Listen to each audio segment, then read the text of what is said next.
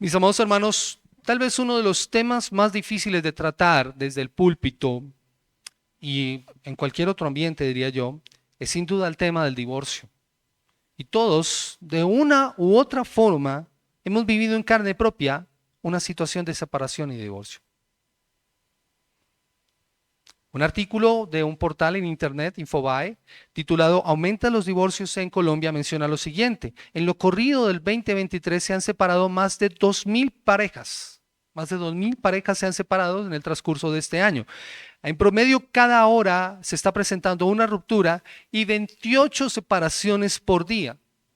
Y cuando se consideran las razones por las que ocurren estas separaciones, un especialista consultado, un señor llamado Eduardo Durán, dice: son causas que no son graves, que no se comprendieron, el tema económico, el que no están dispuestos a contribuir ambos en igual forma para el sostenimiento del hogar que han conformado, o simplemente porque quieren seguir llevando la vida que llevaban de solteros. De hecho, el artículo dice que se ha presentado una manera, la observación que hacen es que se ha presentado un cambio en la manera de abordar las relaciones y algunas conductas de la pareja, motivo que estaría generando el aumento de las separaciones. Hoy en día se evidencia que los matrimonios no son como los de antes, que duraban toda la vida, lo que quiere decir que las parejas no están bien preparadas para asumir el compromiso y las responsabilidades que un matrimonio conlleva. Eso es lo que dicen en este artículo.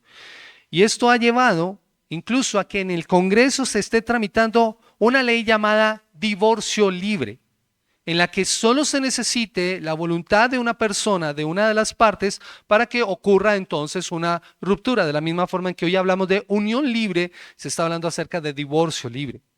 Y esto hace entonces que el panorama dentro de nuestro país no sea muy alentador en cuanto al matrimonio. Tan mal estamos en el asunto, mis amados hermanos, tan mal estamos en el asunto, que hasta fiestas de divorcio se hacen. Esto es el colmo. Hasta fiestas de divorcio se hacen. En una nota en video del Diario de la República, de este mismo año, se habla acerca de que esa es una tendencia que está tomando fuerza en el país. Una moda que vino de algunos famosos que empezaron a hacer fiestas de divorcio y que es una tendencia que ha cobrado fuerza en nuestro país. Y lo más chistoso es que dicen en el artículo que hasta son más baratas que una misma boda. Mis hermanos, hoy más que nunca necesitamos de la enseñanza de Jesús en este tema. Hoy más que nunca necesitamos de la enseñanza de Jesús en este tema. En el Sermón del Monte, Jesús llama a sus discípulos a ir en contra de la corriente del mundo, a ser contraculturales. Nosotros no somos de este mundo, por eso no seguimos su corriente como sus discípulos. Sin embargo, como lo dije al principio, todos hemos sido tocados de una forma u otra por este asunto del divorcio, lo que nos debe hacer ser sensibles al hablar del tema del divorcio, porque siempre hay heridas abiertas. Hablar acerca del divorcio no es fácil, pero la Escritura nos lo enseña y debemos tocarlo, solo que debemos hacerlo con la sensibilidad que se requiere. Esta enseñanza amplifica algo que precisamente dijimos al inicio de esta serie, y es que estas enseñanzas no se transmitieron una sola vez. Generalmente tendemos a pensar que el Sermón del Monte se predicó en una sola ocasión y ya. No, estas fueron enseñanzas que fueron repetidas en otras ocasiones. De hecho, este es un muy buen ejemplo. Mateo capítulo 19 es otro lugar en que esta enseñanza es reiterada, pero el contexto es diferente. Y se plantea en una pregunta que hacen los fariseos. Quiero que nos dirijamos allá. Mateo capítulo 19.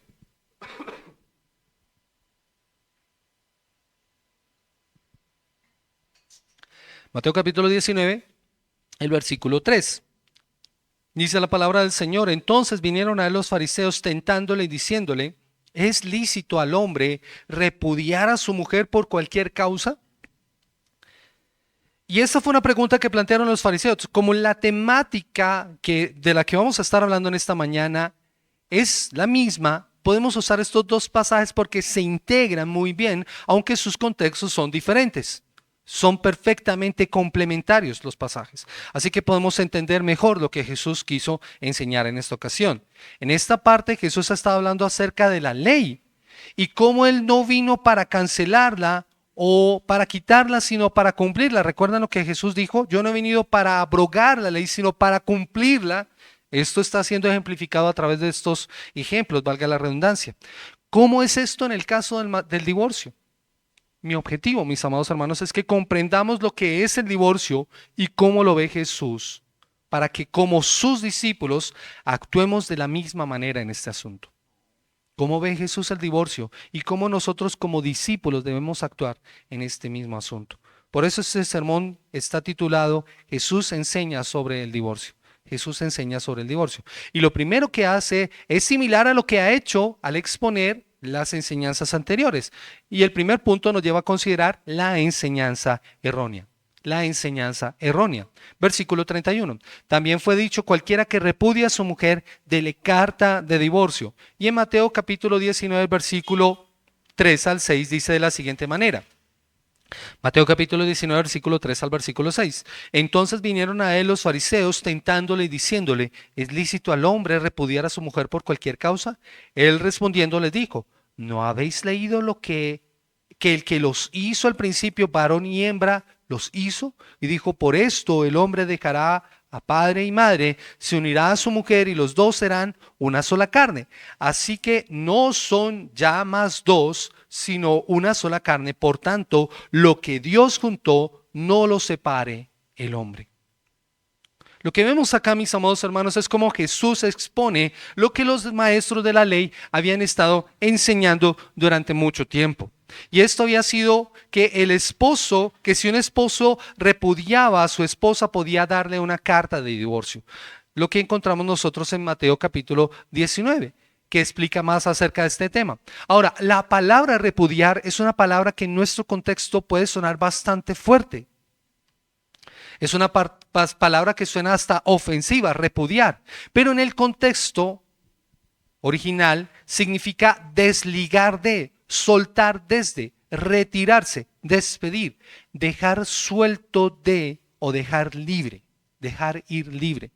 Por eso en el contexto del divorcio era como quitar el yugo del matrimonio para que la otra persona pudiera irse. Y ese es el contexto en el que se da. Soltar a la pareja para que ella se pudiera ir de manera legal, de manera correcta.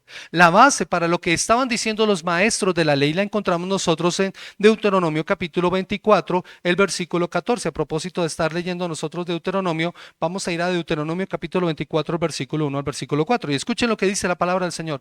Deuteronomio 24, 1 al 4. Deuteronomio 24, 1 al 4.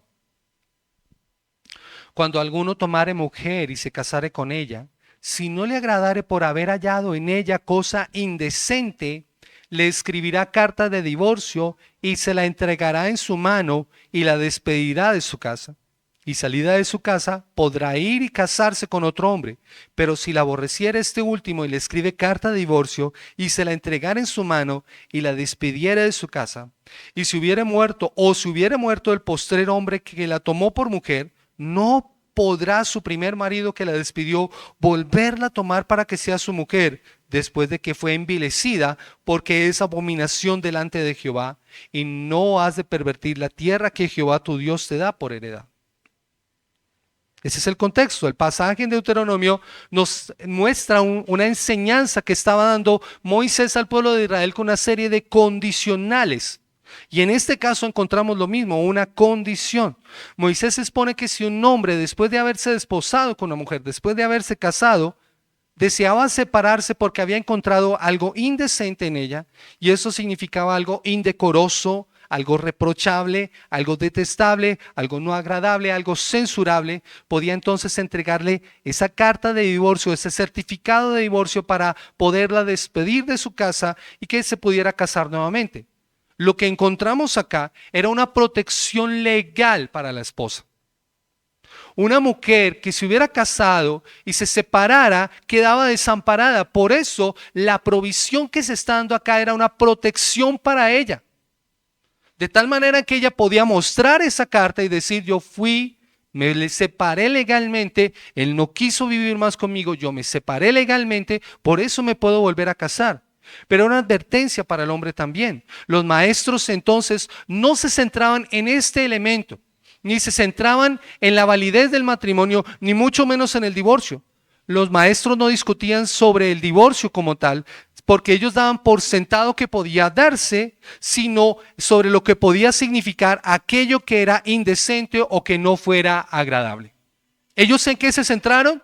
En lo que podía ser indecente o desagradable. Dentro de las interpretaciones de la época habían dos escuelas que hacían una interpretación de esto que decía Deuteronomio. Una escuela era la escuela del rabino Shammai y la otra escuela era la del rabino Hillel. Una más conservadora y otra más liberal en sus interpretaciones. Por eso noten la pregunta que hacen los maestros de la ley. ¿Recuerdan ustedes? Versículo 3, Mateo 19, versículo 3. ¿Es lícito al hombre repudiar a su mujer por cualquier cosa? Noten que ellos están dando por sentado el divorcio. El divorcio estaba. Ellos lo que están diciendo es por cuál causa puede darse el divorcio. Y miren lo que dice la palabra del Señor. La pregunta giraba entonces en lo que podía significar cualquier cosa. El tema no era, o como era de esperarse, era neurálgico. ¿Por qué razones un esposo se puede separar de su esposa? ¿Son uno o son varios motivos? Para la escuela de Shammai, solo una infidelidad era causal de separación. Era una grave ofensa conyugal. Era algo indecente contra la santidad del matrimonio. Los votos matrimoniales habían sido rotas y esa entonces era la única razón por la cual se podía dar carta de divorcio. Una infidelidad. Así que Shammai tomó la posición más rígida de la ley. Pero el otro extremo estaba Hillel. La razón para Hillel para divorciarse era más amplia y podía incluir varias cosas. Por ejemplo, que la esposa pusiera demasiada sal en la comida, o que se le quemara la comida, o que si en público ella había sido vista andando con la cabeza descubierta, o si hablaba con otros hombres en la calle, o si había hablado de manera irrespetuosa acerca de sus suegros, o si para este hombre esta mujer ya no era lo suficientemente atractiva porque se había enamorado de una más bella. Así que, como se dan cuenta, para Hillel las causas eran más amplias. Pero Jesús no responde conforme a lo que los rabinos de la época decían. Los fariseos querían saber a qué escuela pertenecía Jesús. Jesús, ¿tú estás con Shammai o tú estás con Hillel? No, Jesús no pertenece a ninguna escuela. La interpretación de Jesús es de hecho mucho más profunda. Miren lo que dice el versículo 4. Él respondiendo les dijo, ¿no habéis leído que el que los hizo al principio, varón y hembra los hizo? Y dijo, por esto el hombre dejará a padre y madre y se unirá a su mujer y los dos serán una sola carne. Así que no son ya más dos, sino una sola carne. Por tanto, lo que Dios juntó, no lo separa el hombre. Jesús está tomando una posición diferente. Su respuesta no es la interpretación de un rabino o de una escuela. Es lo que el Señor habla en la Escritura y lo que la Escritura enseña. Es un principio de creación. Versículo 4, versículo 5. Dios los hizo ¿cómo? Hombre y mujer. Por esto el hombre deja a su padre y a su madre, se une a su mujer y los dos son una sola carne. Lo que Dios ha unido no lo separa el hombre. Ese es el principio que establece la palabra del Señor. Así que nos está llevando a Génesis capítulo 1 y Génesis capítulo 2 antes del pecado. Ese es el modelo. Eso es lo que debe centrar. Mientras los fariseos estaban pensando en el divorcio, Jesús está pensando en lo maravilloso y el diseño original que es el matrimonio. Ese es el modelo. Por eso es que esta unión es indisoluble. Son una sola carne. No son una o varias razones para separarse. Hay un diseño.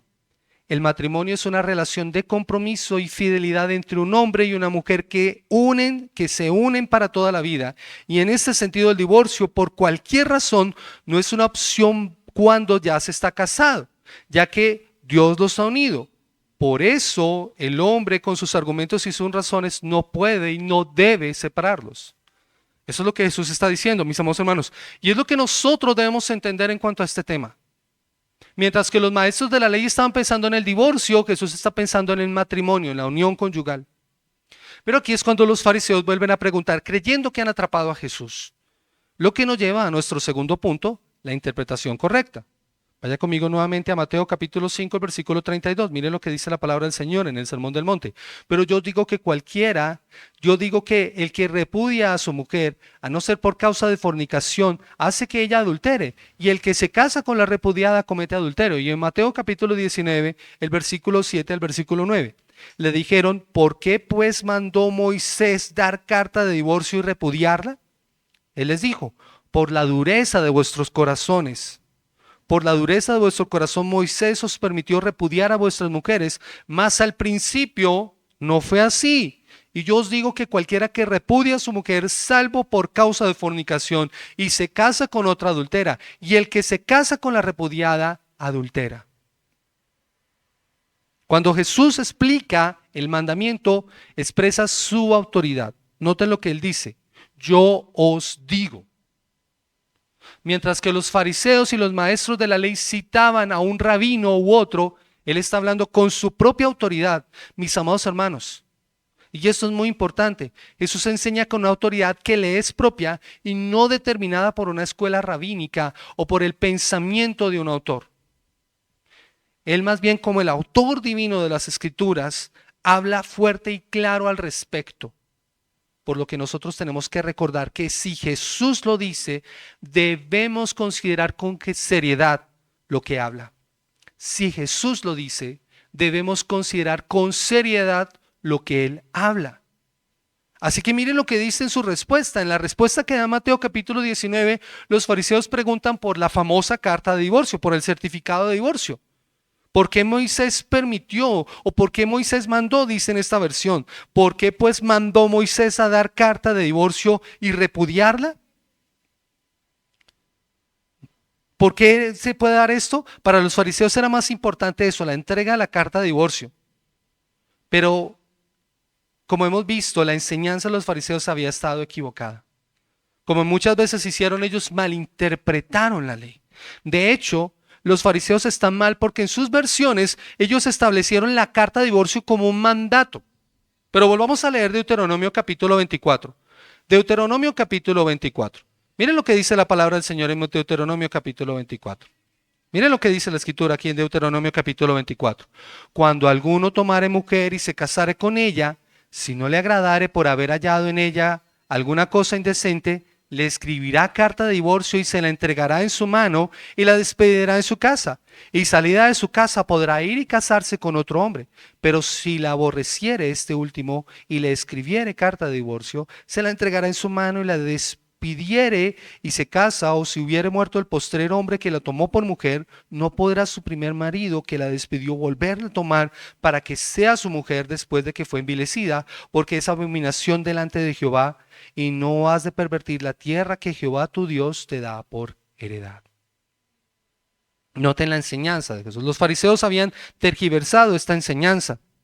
Pero si leemos con detenimiento lo que este versículo nos está diciendo, y en Biblia de las Américas dice lo siguiente: cuando alguno toma mujer y se casa con ella, si sucede, ¿qué vemos nosotros allí? Hay un condicional, hay una condición. En el caso de que llegue a ocurrir, ¿en algún momento se está mandando que se dé carta de divorcio? No se está dando, no, porque diría esto más bien, cuando ocurra o en el momento en el que ocurra esto. No está dando esto. No es una orden. Deuteronomio no establece con claridad las razones del divorcio, pero sí enfatiza que si ocurría una circunstancia así, si había divorcio, no debía volverse a casar con la mujer de la que se había divorciado. O sea, la intención es hacer pensar a aquel hombre y que considere seriamente el asunto.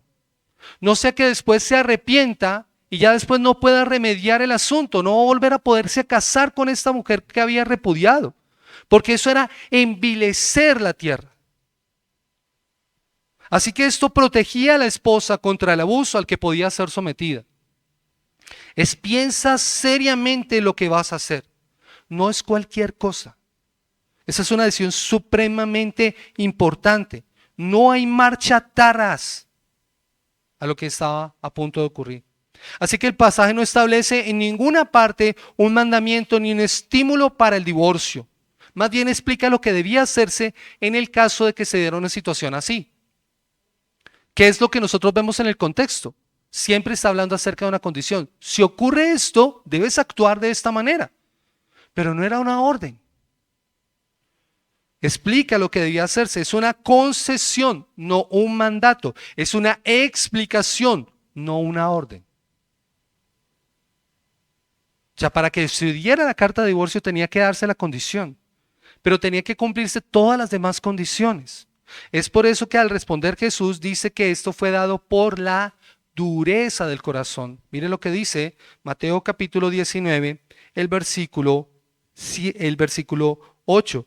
Él les dijo, por la dureza de vuestro corazón Moisés os permitió repudiar a vuestras mujeres, mas al principio no fue así. Así que ese es el verdadero asunto de fondo que debemos considerar con seriedad. Lo duros que son nuestros corazones. En nuestro interior, nuestras motivaciones equivocadas nos pueden llevar a actuar de la manera equivocada. Por eso Jesús apunta al propósito original de Dios. En el principio no fue así. Jesús vuelve el asunto a algo de mucha seriedad, de modo que solo existía una excepción. Y esto es una excepción, no una regla, en la que podría ser considerado el divorcio. Así que todo divorcio con las motivaciones equivocadas y toda unión que no fuera dentro de la excepción debía ser considerada adulterio, que es precisamente el argumento en el versículo 9. Y os digo que cualquiera que repudie a su mujer salvo por causa de fornicación y se casa con otra adultera, y el que se casa con la repudiada adultera. Al parecer aquí se está dando por sentado que todo divorcio conllevaría que las partes se volvieran a casar, se unieran con otras personas. En especial, como les digo, para las mujeres, porque su condición era muy vulnerable. Pero su decisión trae unas consecuencias también que deberían ser consideradas por las partes involucradas. Que eso es lo que muchas veces no se tiene en cuenta. Y era lo que no estaba pasando. Parece ser que los fariseos habían vuelto de esto una norma de tal forma en que las personas se casaban y se separaban sin importar nada, especialmente teniendo en cuenta la interpretación de la escuela de Gilel. Pero ¿cuál es el diseño del matrimonio? ¿Cuál es el modelo sobre el cual los cristianos deben actuar? Los discípulos de Jesús, ¿cómo deben actuar? Y es entonces lo que se conoce como la cláusula de excepción, como es llamada la concesión hecha por Jesús por la dureza del corazón. Es una acomodación dada por la razón expuesta, a no ser por causa de infidelidad o de fornicación, de un pecado sexual, en donde la persona ha roto el voto conyugal. Esa sería la única cláusula de excepción. Pero de inmediato, teniendo en cuenta el contexto, a Dios le importa más el valor que debemos darle al matrimonio, y en donde nosotros debemos trabajar es en la dureza de nuestros corazones. Porque es allí donde es permitida la cláusula, por la dureza del corazón. ¿Cuál es el asunto de fondo? Por eso, mis amados hermanos, algo que nosotros debemos considerar en cuanto a esto es que nuestra preocupación como discípulos no deberían ser en las razones por las cuales se puede dar un divorcio, sino en el valor tan alto que tiene el matrimonio a los ojos de Dios y que fue establecido desde el principio. Yo quiero volver a leer eso porque esto es muy importante. Nuestra preocupación como discípulos no debería ser en las razones por las que se puede dar un divorcio, sino en el valor tan alto que tiene el matrimonio a los ojos de Dios y que fue establecido en el principio. Eso es lo que nosotros debemos considerar. O como dice un autor, John Stott, preocuparse por los motivos del divorcio es hacerse culpable del mismo fariseísmo que Jesús condenó. ¿A qué le vas a prestar tú más atención? Y esa es la pregunta que debemos hacernos nosotros. ¿A qué le vamos a prestar nosotros más atención? ¿A los motivos o al valor tan alto que Dios ha establecido para el matrimonio? Nuestro llamado está fundamentado en la Escritura y como Dios estableció el matrimonio y como éste debía funcionar en una relación exclusiva y permanente, o una unión establecida por Dios entre dos personas que no se pueden separar, en las que debe mediar el amor y el perdón mutuo, en el que el ser pacificadores debe ser la regla. ¿Recuerdan que lo estuvimos estudiando cuando vimos las bienaventuranzas? Bienaventurados los pacificadores, porque ellos serán llamados hijos de Dios. Pero Jesús no deja Y no quiero que nos quedemos así, mis amados hermanos, porque el pasaje finaliza allí. Pero si consideramos solamente la enseñanza errónea y la interpretación correcta, creo que quedaríamos muy cortos. Y aquí es donde yo quiero que vayamos a lo que considero es muy importante para nosotros. Y es una consideración pastoral. Y es mi tercer punto. Una consideración pastoral. Sin lugar a dudas, mis amados hermanos, el tema del divorcio es un tema sensible por las razones que ya antes expusimos y que debemos considerar en todas las circunstancias y a las personas que han pasado por esta penosa experiencia. Teniendo en cuenta además, mis amados hermanos, que cada caso es particular. Cada circunstancia de cada persona es particular. Nosotros debemos mirar la regla, pero hay atenuantes y hay circunstancias particulares en cada situación que nosotros debemos considerar. Asimismo, es importante aclarar que habrá casos en donde el divorcio es la opción, pero eso es algo que debe verse a la luz de la Escritura, no a la luz de mi opinión personal, ni de lo que yo siento. Casos como violencia intrafamiliar, abuso o abandono no deben ser permitidos en un hogar. Mis amados hermanos, no está bien eso. Y tristemente, ha habido lugares en donde a una persona se le dice, debes permanecer en esa unión a pesar de la violencia. Y la violencia no solamente del hombre contra la mujer, sino de la mujer contra el hombre, ¿saben? A veces, y eso no se habla mucho, pero es una realidad, el hombre también es violentado por la mujer. Solo que esos casos no se dan a conocer tanto por el estigma social que se tiene. Claro, no se dan en la misma medida, en la misma proporción que muchas veces vemos nosotros los casos de violencia intrafamiliar de un hombre contra una mujer. Pero en esos casos, mis amados hermanos, la consideración del divorcio es algo que no se debe ni siquiera pensar, porque eso es abandono. Pero debemos ser claros en cuanto a lo que la Escritura y los principios bíblicos establecen para nosotros como discípulos de Cristo. Porque es claro algo, mis amados hermanos. Dios aborrece el divorcio cuando no es con las causales correctas. Noten lo que dice Malaquías capítulo 2, el versículo 13 al versículo 16. Malaquías capítulo 2, el versículo 13 al versículo 16. Malaquías 2, 13. Y escuchen lo que dice la palabra del Señor. Y esta otra vez haréis cubrir el altar, y esta otra vez haréis cubrir el altar de Jehová de lágrimas, de llanto y de clamor, así que no miraré más a la ofrenda para aceptarla con gusto de vuestra mano. Mas diréis, ¿por qué? Porque Jehová ha atestiguado entre ti y la mujer de tu juventud, contra la cual has sido desleal, siendo ella tu compañera y la mujer de tu pacto. ¿No hizo él uno, habiendo él en abundancia de espíritu? Y porque buscaba una descendencia para Dios. Guardaos pues en vuestro espíritu y no seáis desleales para con la mujer de vuestra juventud, porque Jehová Dios de Israel ha dicho que él aborrece el repudio y al que cubre de iniquidad su vestido, dijo Jehová de los ejércitos. Guardaos pues en vuestro espíritu y no seáis desleales. Mis amados hermanos, es importante considerar esto.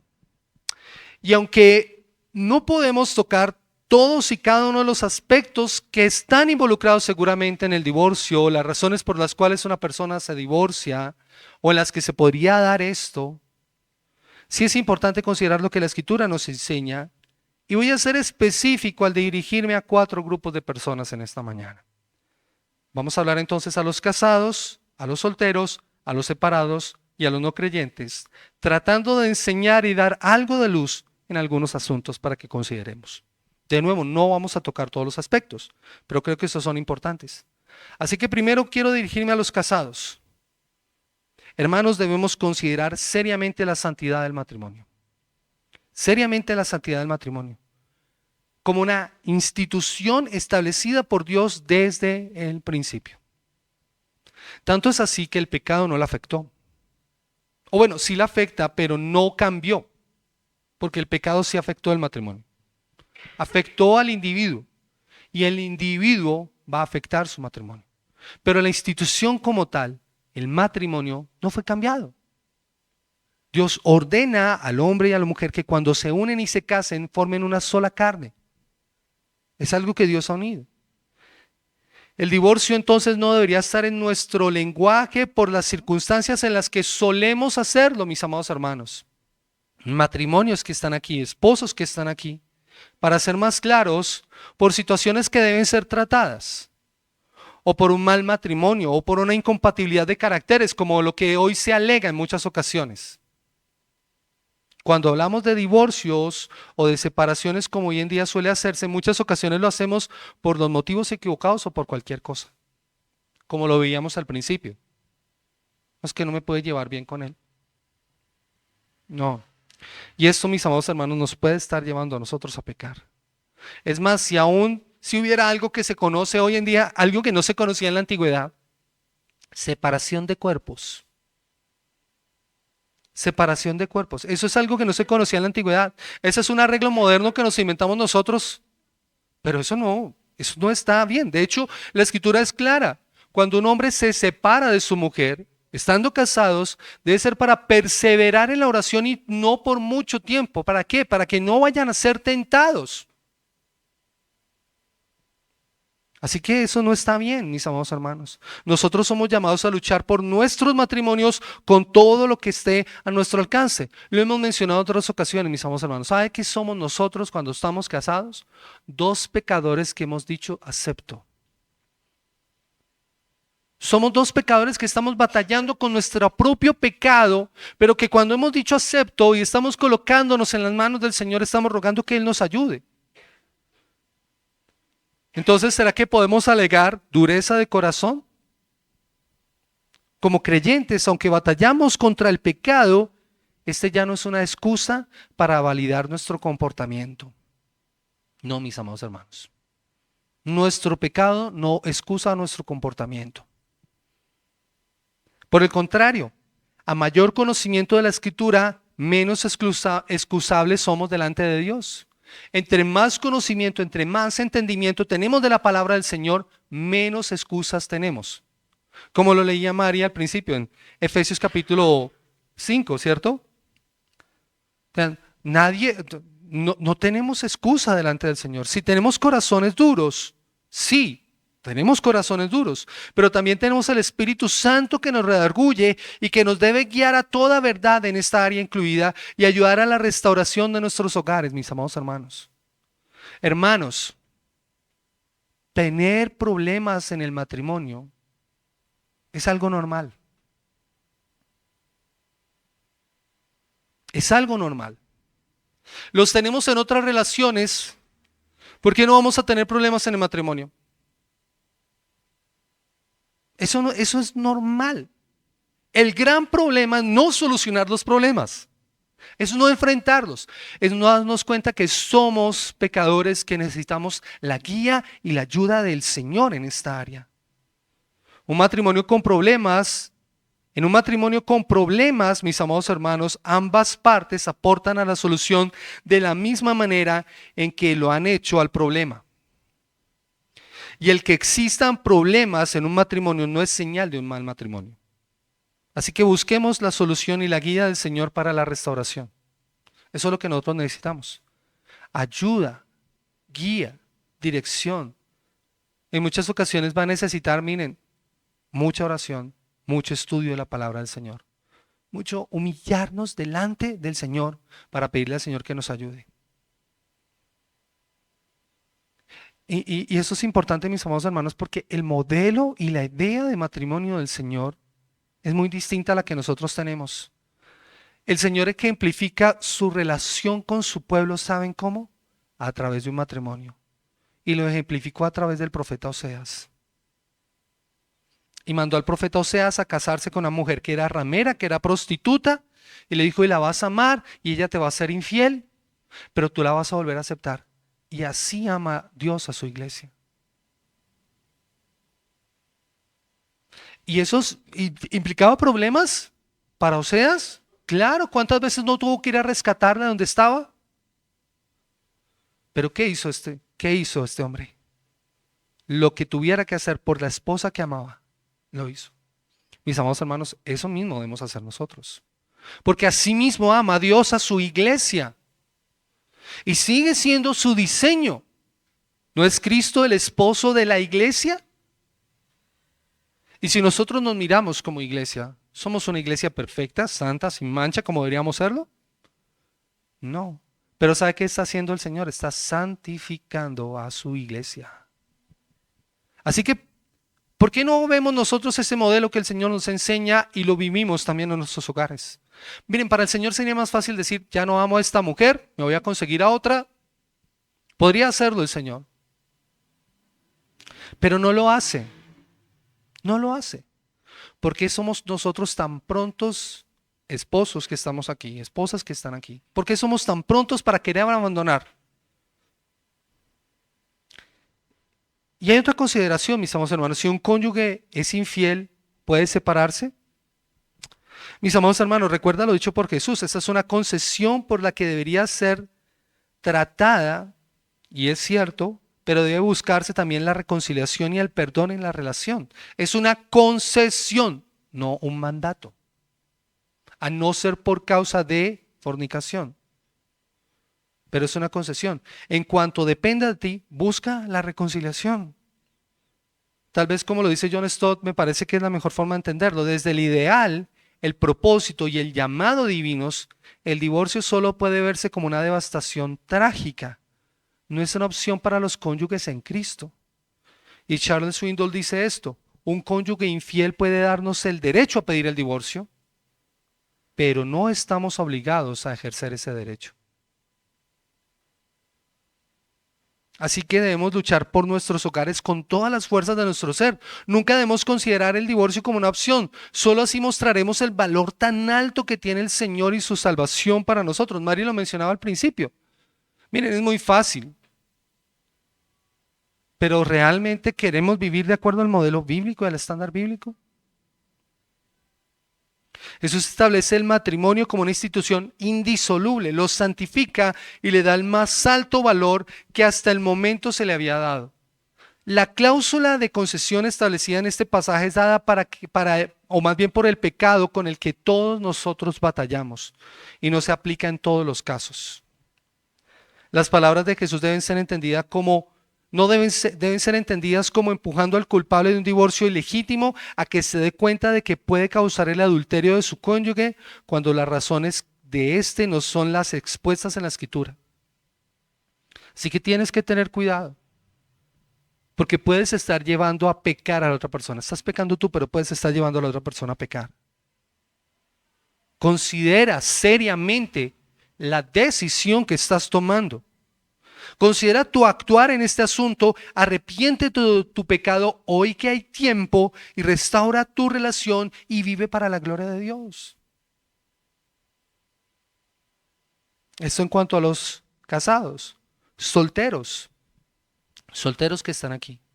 El matrimonio es una institución diseñada por Dios, como lo hemos visto. Diseñada por Dios entre un hombre y una mujer. Pero no todos los solteros se van a casar, eso es algo cierto. Algunos son llamados a servirle y seguirle desde la soltería. Mateo capítulo 19 lo muestra así. Después de que Jesús da esta enseñanza, noten lo que los discípulos entienden y ven la seriedad de lo que Jesús está enseñando. Le dijeron sus discípulos, versículo 10, le dijeron sus discípulos: si es así la condición del hombre con su mujer, no conviene casarse. Entonces Él les dijo: no todos son capaces de recibir esto, sino aquellos a quienes es dado. Pues hay eunucos que nacieron así del vientre de su madre, y hay eunucos que son hechos eunucos por los hombres, y hay eunucos que asimismo se hicieron eunucos por causa del reino de los cielos. El que es capaz de recibir esto, que lo reciba. Así que, solteros que están aquí, el matrimonio es una bendición y deben verlo así, pero no están obligados a casarse. Ahora, con esto no estoy diciendo no se casen, porque tampoco debemos entenderlo de esa manera. Lo que debes tener en cuenta es que el matrimonio debe ser considerado como lo que es, algo muy importante, algo de mucha seriedad. No te casas para separarte. O sea, esa opción ni siquiera debe estar considerada en el momento en el que te vas a casar. Tú no te casas para probar. Quítate esa idea de la mente. Esa es la gran falacia que ha vendido la unión libre. No, es que estamos probando. No, tú te casas porque con esa persona quieres hacer una sola carne para vivir el resto de tu vida con ella. Y hoy en día se ha vendido la idea, la mentira inclusive, de que es que nosotros no necesitamos firmar un contrato para validar eso. ¿Sabes? En el fondo lo que eso significa, no te amo lo suficiente como para poder decir que no quiero vivir para otra persona, sino solo para ti. O sea, si una persona no está dispuesta a decirte a ti que quiere vivir el resto de tu vida contigo, no lo consideres. Porque el matrimonio es algo que no es un juego. Te estás haciendo una sola carne con esa persona. Así que soltero que estás aquí, considera esto con mucha seriedad. Te casas porque vas a estar unido con la otra persona para toda la vida y esa es una unión que Dios ha establecido y que el hombre con su pecado y con su dureza no debe separar. Y esto no lo diga como les digo para que los solteros que me escuchan no quieran casarse. Por el contrario, es un ánimo a que lo hagan, pero que lo hagan conscientes de la seriedad que deben darle al matrimonio. Mis amados hermanos, el matrimonio no se da para apagar fuegos de pasión. No es porque me estoy quemando, como dice el apóstol Pablo, o por el ideal rosa de vivir felices para siempre. Hay muchas personas que se casan con el sueño de la celebración, de la boda. No, ese no es el matrimonio. El matrimonio empieza al día siguiente de la luna de miel, cuando tú ya te vas a vivir junto con esa persona. Recuerda, el matrimonio es una representación gloriosa del amor que Cristo tiene por su iglesia y que tu hogar mostrará al mundo si lo haces con las bases correctas. Si lo haces con las bases correctas. Y eso, mis amados hermanos, es importante. No importa si en tu hogar tus padres se separaron. Tú no tienes que repetir esa historia si has colocado a Cristo como el centro de tu hogar. ¿Saben? Una ilustración hermosa que nosotros veíamos en el seminario de parejas que estuvimos con el pastor Marco Peña, él nos enseñaba algo que me parecía maravilloso, el triángulo del matrimonio. Y en el triángulo del matrimonio, Dios debe estar en el centro, en la punta del triángulo, y los esposos están en un extremo, esposa y esposo. ¿Y qué es lo que ese esposo y esa esposa van a hacer? Ir cada uno más cerca hacia Dios. ¿Y qué va a pasar cuando ellos van más cerca hacia Dios? ¿Cómo van a estar? Cuando esas dos imágenes se van acercando en el triángulo, ¿cómo van a estar ellas? ¿Cómo? Van a estar cada vez más cerca. Eso es lo que debe pasar en el matrimonio. Y que eso se aplica a todos, casados, solteros. Pero pasa al contrario. Si se alejan de Dios, ¿cómo van a estar ellos? Cada vez van a estar más separados. La pregunta que debemos hacernos es ¿cómo queremos estar nosotros? Separados. Ya hablamos a los casados, ya hablamos a los solteros, quiero hablar ahora a los separados. Si hoy te encuentras en esta condición por las causas que sean y le has pedido perdón a Dios, recuerda que ya no hay condenación para los que están en Cristo. Romanos 8:1 dice: ahora pues ninguna condenación hay para los que están en Cristo Jesús, los que no andan conforme a la carne, sino conforme al Espíritu. Ya no hay condenación. Así que recuerda que el Señor pagó por este pecado, por tanto tienes una nueva vida. El Señor ya te perdonó. Si tú le has pedido perdón al Señor por este pecado, por haberte separado tal vez por las motivaciones equivocadas o por las razones equivocadas, el Señor te ha perdonado, te restaura. Y esto es importante, mis amados hermanos. Aquí nosotros debemos pedir perdón, porque muchas veces tendemos y tenemos que pedirle perdón a aquellas personas que se han separado, porque muchas veces los juzgamos por su separación o por su divorcio. Mis amados hermanos, nosotros no estamos aquí para juzgar a alguien que se ha separado. Estamos llamados a restaurarle. Vosotros que sois espirituales, restaurarle con espíritu de mansedumbre, dice la Escritura. Ese es nuestro llamado. A mirar a aquella persona que ha pasado por esa difícil situación y acompañarla para llevarla y salir adelante.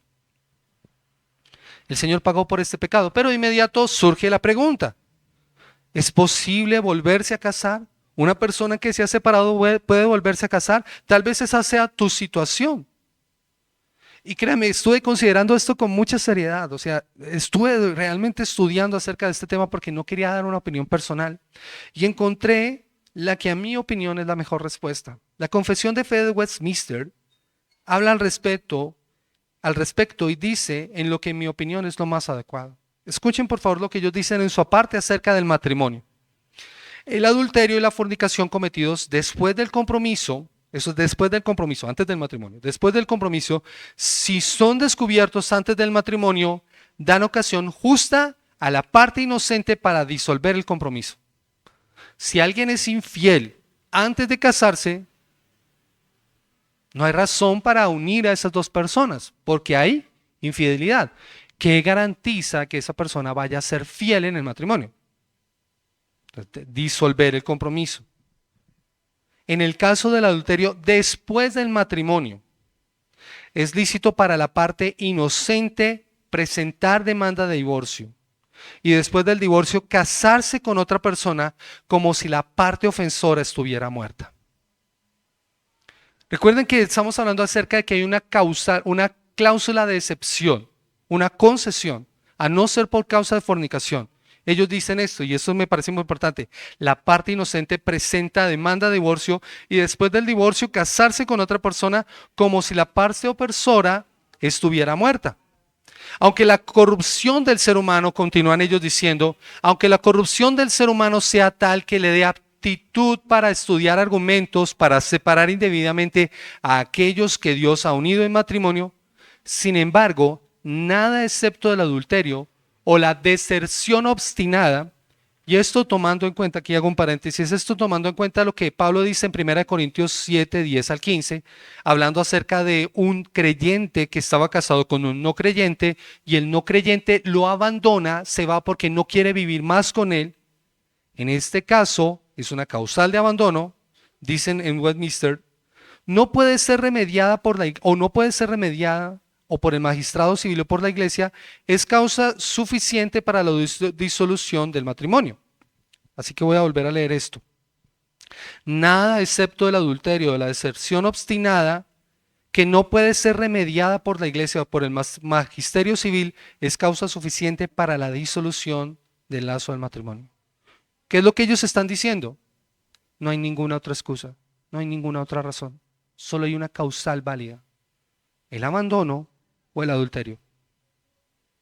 Cualquier otra cosa es excusa. Dicen ellos, si este fuese el caso, debe observarse un procedimiento público y ordenado y las personas involucradas en este no deben ser dejadas a su propia voluntad y discreción en su propio caso. Lo que en la Confesión de Westminster aconsejan es acompañe a la persona que está pasando por esa circunstancia. Nosotros como iglesia, debemos apoyar a aquellas personas que están pasando por una circunstancia así. Porque no hay ninguna otra causal válida. Nos lleva entonces a considerar cómo debe ser nuestro actuar en el divorcio. En pocas palabras, si estás dentro de la cláusula de excepción, la parte inocente puede volverse a casar. Y nada, excepto la causal válida, es una excusa para separarse o para unas nuevas nupcias. Y en eso tenemos que ser nosotros claros. Pero también puede darse este caso, si fuiste tú el que pecó. Es decir, tú fuiste el victimario, tú fuiste la parte ofensora, puedes volverte a casar. Mi opinión al respecto es que aunque el creyente haya sido el victimario, la palabra de Dios nos llama a arrepentirnos. Si esa persona fue el victimario, debe arrepentirse y debe buscar la reconciliación por lo que el matrimonio es y por lo que simboliza, de acuerdo a lo que hemos estado estudiando. Sin embargo, si la reconciliación es imposible y ocurre un divorcio, después de que la persona haya mostrado frutos de arrepentimiento, si es parte de una comunidad de fe, si está dando cuentas por su vida mientras está en ese proceso de soltería, si está bajo el cuidado y el pastoreo de un anciano o ancianos dentro de la iglesia, o en el caso de una mujer, si está bajo el cuidado y la protección de ancianas de la iglesia. De manera personal pienso que un segundo matrimonio es posible. Debe volverse a casar. puede volverse a casar si lo hace bajo estos parámetros. El pecado nunca ha definido al creyente. Tu estatus no es separado, tu estatus no es divorciado. Tu pecado no te define. Tú eres nueva criatura en Cristo. Nuestra identidad es definida por una sola cosa: la sangre de Cristo derramada en la cruz del Calvario a favor del pecador. Es en Cristo que la persona está segura, y de ahí es de donde viene tu identidad como creyente. El divorcio no define al creyente. Es la cruz la que lo hace. Es Cristo quien lo hace. Así que la gracia de Cristo es suficiente para empezar de nuevo. Y finalmente, para las personas que están sin Cristo en esta mañana, sin importar el estado en el que estés, casado, soltero, separado, eres un pecador. Esa es tu condición. Eres un pecador. Y tú me dirás, ¿en qué he pecado? Has pecado en que has violado la ley moral de Dios, y tal vez lo has hecho inconscientemente o conscientemente. Dentro del contexto de lo que nosotros hemos estado estudiando en la ley, en el Sermón del Monte, Jesús habla acerca del adulterio y nos dice: oísteis que fue dicho, no cometerás adulterio, pero yo os digo que cualquiera que mira a una mujer para codiciarla, ya adulteró con ella en su corazón. Así que déjame preguntarte, y pregúntate en tu corazón: ¿has mirado a una mujer, o en el caso de las mujeres, has mirado a un hombre con lujuria para desearlo, para codiciarlo en tu corazón? Porque si lo has hecho, has violado este mandamiento y has pecado, has violado la ley moral de Dios. Y dice la Escritura que si violas uno solo de los mandamientos, te haces culpable de todos los mandamientos. Así que tu paga es la muerte, porque la paga del pecado es la muerte. Tal vez lo has hecho porque no has considerado el valor tan alto que tiene el matrimonio, como lo dice la Escritura. Por lo tanto has pecado, y como pecador mereces ser condenado, porque la paga del pecado es la muerte. Pero hay otra vía, hay una respuesta, hay una solución para tu condición. Si vienes a Cristo en arrepentimiento y fe, Él te perdonará y redimirá de la misma manera en que lo hizo con todos nosotros. Mira, no somos mejores que tú, en ningún sentido. De la misma manera que tú, nosotros también batallamos con los mismos pecados que tal vez tú batallas hoy. Pero la gracia de Cristo es suficiente. Y para que puedas vivir y ver una nueva vida, escucha lo que dice la palabra del Señor. Primero a los Corintios, el capítulo 6, versículo 9 y 10. Primero a los Corintios, el capítulo 6, versículo 9 y versículo 10. ¿No sabéis que los injustos no heredarán el reino de Dios? No erréis, ni los fornicarios, ni los idólatras, ni los adúlteros, ni los afeminados, ni los que se echan con varones, ni los ladrones, ni los avaros, ni los borrachos, ni los maledicientes, ni los estafadores heredarán el reino de Dios. Y esto erais algunos, mas ya habéis sido lavados, ya habéis sido santificados, ya habéis sido justificados en el nombre del Señor Jesús, por el Espíritu de nuestro Dios. Cuando vienes a Cristo en arrepentimiento y fe, cuando confiesas tu pecado, cuando te ves en esta lista y dices: yo he cometido ese pecado, necesito el perdón de Dios, dice la palabra del Señor que Él es fiel y justo para perdonarnos y limpiarnos de toda nuestra maldad. Y sabes, heredarás el reino de Dios. ¿Qué vas a hacer hoy? Hay esperanza para ti que estás sin Cristo en esta mañana. De la misma manera en que todos nosotros como creyentes la hemos encontrado. Así que ven a Cristo y encuentra la salvación y la redención que tu pecado necesita. Vamos a orar, mis amados hermanos. Señor soberano y Padre, en el precioso nombre de Cristo Jesús queremos darte gracias por esta mañana que tú nos has otorgado y por la oportunidad que nos has dado de poder escuchar tu palabra, de poder ser confrontados con ella, Señor. Lo has hecho a lo largo de todo el servicio. Y Señor, sabemos que hoy también lo has hecho en este momento, Señor. Señor, gracias porque nos das la oportunidad de poder escuchar estas palabras y ser confrontados con ellas. Tal vez, seguramente hay preguntas, hay dudas, hay inquietudes. en las cuales nosotros necesitamos seguir ahondando, Señor, pero tenemos tu palabra y tenemos tu guía a través de tu Espíritu Santo para poder comprender cuál es tu buena voluntad, Señor. Guíanos, Señor, y ayúdanos, Padre, para poder vivir de acuerdo a tus parámetros, para poder vivir de acuerdo a tu voluntad, Señor. Gracias, bendito Dios. Gracias, Señor soberano, por ayudarnos. Te rogamos que tú, en tu gracia, en tu favor, nos muestres tu voluntad, Señor, en esta área. Y nos ayudes a ser moldeados conforme a tu gracia y a tu favor. Bendice a la iglesia. Y ayúdanos, Señor, a ser transformados por tu palabra para ser proclamadores de tu reino, Señor. Porque te lo pedimos en el precioso nombre de Cristo Jesús. Amén.